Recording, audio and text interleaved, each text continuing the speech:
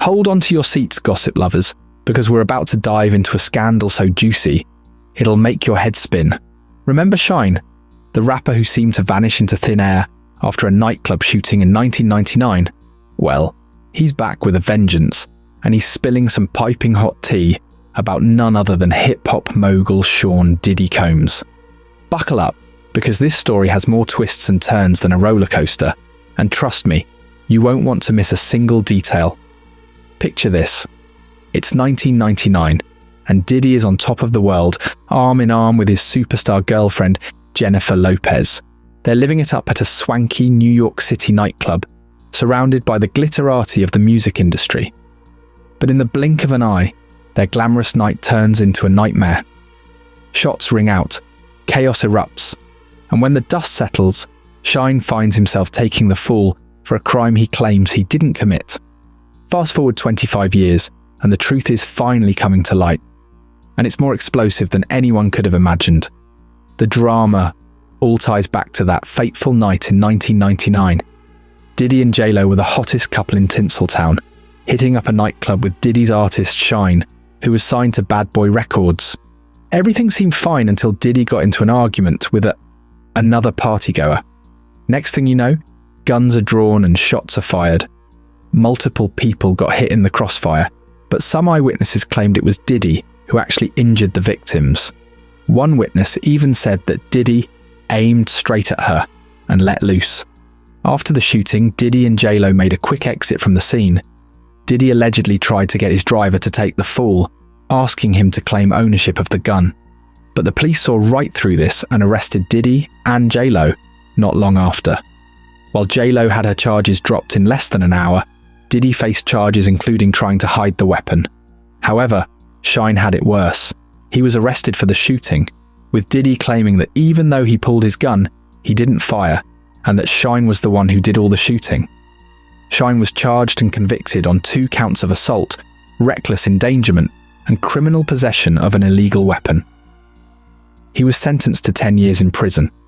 In the years that followed, Shyne's life took a significant turn.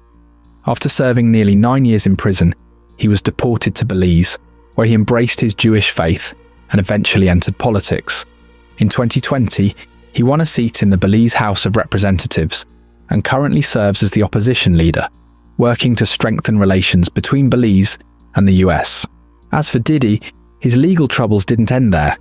In 2024, he faced severe allegations, including accusations of physical and sexual assault, and was arrested on federal charges. J-Lo, on the other hand, moved on from the relationship and continued to build her successful career, eventually marrying and divorcing 3 more times. Looking back, there were a lot of inconsistencies in the trial.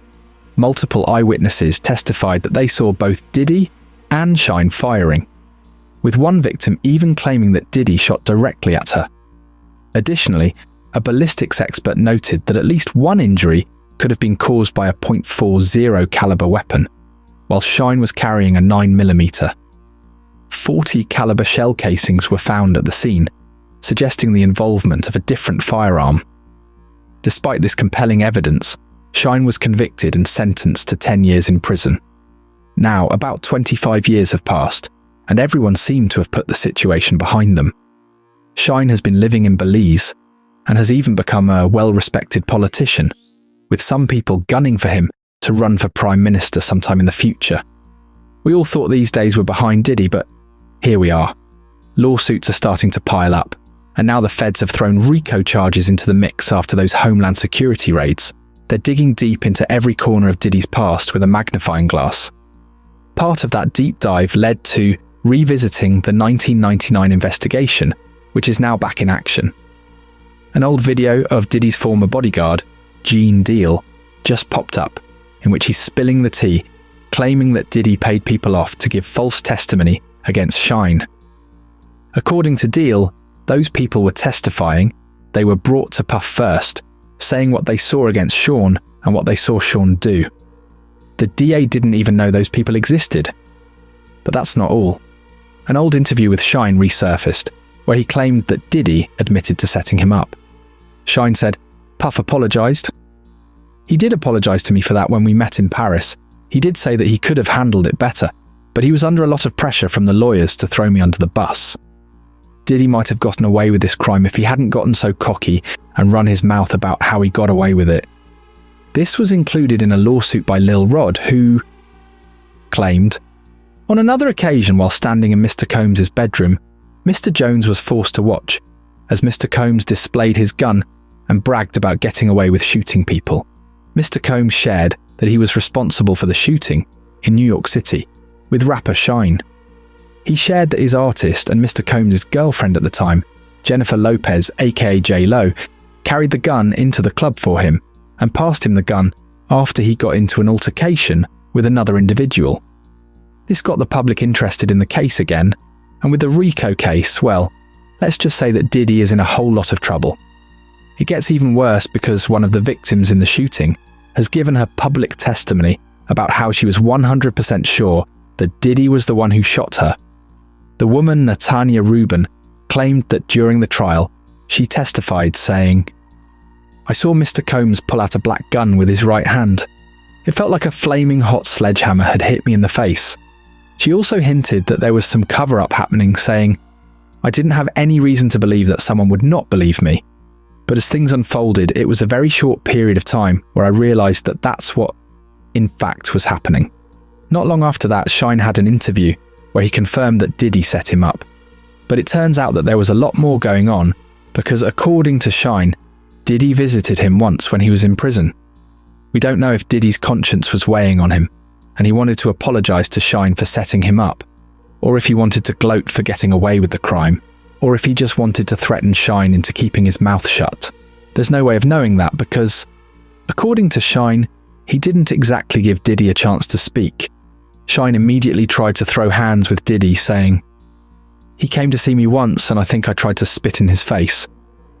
Okay, in Rikers Island, so that's probably why he didn't come back. I didn't want him to come back. I didn't even want him to come see me. I didn't even know he was coming to see me. They just brought me down to the lawyer's office. But that's not all.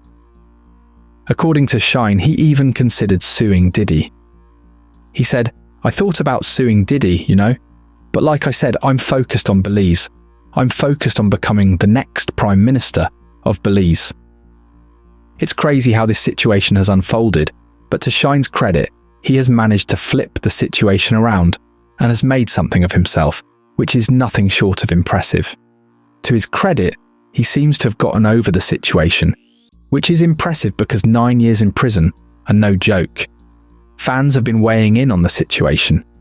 One said, Diddy made Shyne the fool guy and then turned him going to prison into marketing. Truly sick. Another commented, hearing Shyne talk about this Diddy case is reopening old wounds for him. It's just so disheartening. And yet another added, watching the Shyne documentary on Hulu, and oh boy, Diddy is such a villain. Ruined that man's life. I'm happy for Shyne now, and it's inspiring how he turned his life around. I hope he gets to be the next PM of Belize. As this story continues to unfold, one thing is clear.